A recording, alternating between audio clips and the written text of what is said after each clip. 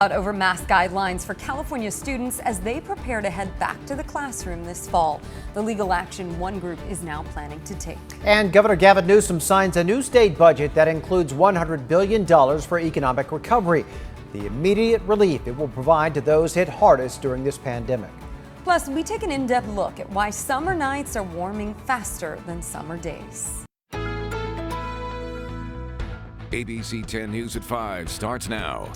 Just weeks before the new school year starts, frustrated parents are planning to take legal action over school mask mandates. Good evening. I'm Steve Atkinson. And I'm Lindsay Pena. In a prompt about-face, California announced strict measures barring maskless students from attending class in person, only to update its stance hours later.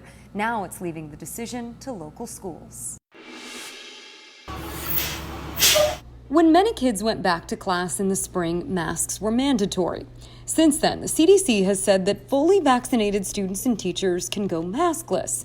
But California has decided to keep its mandates in place. Our lawyers are working to file as fast as I can. And I can tell you from talking to the many parents out there, it can't come soon enough. Jonathan Zackerson, founder of Reopen California Schools, says his group has raised tens of thousands of dollars to file a suit against the state.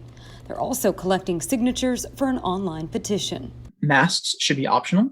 That should be a mask choice for families and students. San Diego Unified School Board President Richard Barrera thinks that could be problematic, though, and says the district will require all students to wear masks on campus. We don't want to see bullying or harassment or division, between our students on our campuses. And although the state initially said students who don't wear masks would be banned from coming onto campus, it now says enforcement will be up to the districts. It's still unclear exactly what will happen to kids who don't wear masks. Sweetwater Union High School District, which is set to start school next week, will require masks on campus. And Poway Unified says the new rules don't change its plan to return to class full-time 5 days a week, but that they will follow the most recent state guidelines when they come back in August. Reopen California Schools says they plan to file their lawsuit against the state within the next few weeks. And here are the latest numbers on the coronavirus in San Diego County. Cases are on the rise once again. 349 new cases were reported just today, bringing our total to just under 285,000. There were no new deaths, so that number remains at 3,785. And a sigh of relief for San Diego restaurants after learning the city has extended the deadline to bring outdoor dining parklets up to code. The original deadline was today, but that's been pushed to August 2nd. By then, all parklets must remove their permanent rooftops and can't block any red curbs. They must also be ADA compliant.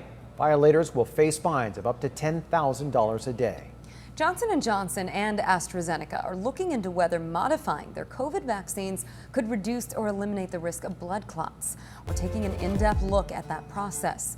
The Wall Street Journal is reporting scientists are discovering clues in how clots form, increasing hopes the shots could be re-engineered.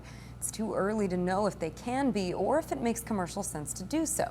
Besides scientific challenges, there are also regulatory approval hurdles. Dr. Peter Chin Hong says there are several ways the shots could be reworked. You can either mix up the ingredients in the recipe, or you can disentangle the actual vaccine itself. The rare but serious blood clotting issue has been linked to both shots. The J&J shot was paused in April after several cases were found. The pause was lifted after the vaccine was deemed safe. The AstraZeneca vaccine is not authorized in the U.S., but is widely used in other countries. The chance of getting a serious condition from that shot is 1 to 2 per 100,000 vaccinations.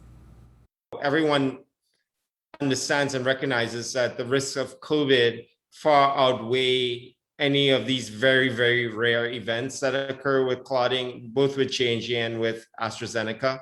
So it's interesting that they are pursuing this. Part of it might be optics, that they really want to help solve it. They have to investigate to see how big of a deal it is to try and modify it. Both companies released statements supporting continued research. Yesterday, the FDA added another warning to the J&J shot, linking the vaccine to a rare autoimmune disorder. Today, Governor Gavin Newsom unveiled new details of his $100 billion economic recovery package, which he dubbed the California Comeback Plan. Our ABC 10 News reporter Mimi Alcala is joining us with a look at how the plan is focused on immediate relief to those hit hardest during this pandemic. Mimi. Hi, Steve. This plan includes stimulus checks to many Californians, rent relief, and also some grants for small businesses that were really impacted during this pandemic. I'm signing an historic budget. It's unprecedented, not only in California history. This budget's unprecedented in American history. Standing with state and local leaders in Los Angeles County Tuesday afternoon, Governor Gavin Newsom announced the details of his $100 billion California comeback plan included in the state's 2021-2022 budget. We're also providing the biggest tax rebate in American history, $12 billion to literally 3/4 of all tax filers. The plan includes $12 billion for the Golden State Stimulus Check program. 2 out of every 3 Californians qualify to receive $600 stimulus checks. Qualified families with kids will get an extra $500 on top of that. The plan also includes $5.2 billion to help low-income renters and landlords who struggled during the pandemic. People that have been directly impacted by this pandemic, any of you that have been directly impacted by this pandemic, we will pay 100% of your rent going back to April of last year and going forward through September 30th of this year. Newsom says the state is also providing the largest small business relief program in the nation. A total of $4 billion in grants will go directly to small businesses. That's in addition to the more than $6 billion in tax relief. We are extraordinarily proud working with the legislature to design this program so the dollars get to those that need it the most and deserve it the most as well. And the plan also sets aside $12 billion to combat California's homelessness crisis. We're live along the Embarcadero. Mimi Alcala, ABC 10 News. Thank you, Mimi. A woman is under arrest for the death of her husband at a Lemon Grove home. Last night, deputies responded to reports of a shooting. In the backyard of the home, deputies found a man suffering from at least 1 gunshot wound. He was rushed to the hospital where he later died. That man's wife was arrested on suspicion of murder. The circumstances leading up to the shooting are under investigation. More than 1,000 guns have been seized by the city of San Diego through gun violence restraining orders. These orders, or red flag laws, have been a way for law enforcement to confiscate a gun from someone deemed a danger to themselves or others. It must be approved from a judge and can last anywhere from 21 days to 5 years. Nearly 500 GVROs were issued in San Diego County last year. That's almost 40% of all orders across the state. California Attorney General Rob Bonta got a first-hand look at San Diego's approach today. We always need to be looking at the system, seeing if it's working, how it can be improved, if there's unintended consequences, addressing those, if there's ways to strengthen it, doing that. Right now, a bill is being drafted to help close a loophole in the current law. It would allow law enforcement to seize firearms and any parts to make one. We have seen record-breaking heat this summer with the hottest June ever recorded in North America. But experts say the most dramatic temperature trend is actually happening at night. Our ABC 10 News anchor Derek Stahl is going in depth to explain how overnight temperatures can have major health impacts. June had plenty of scorching summer days. Across the country, more than 6,700 weather stations set new highs. But as the daylight fades, climate scientists say the bigger story emerges. This June set 3 times as many nighttime records as any June on record. Nighttime temperatures or minimum temperatures have been going up much faster than daytime temperatures over most of the world.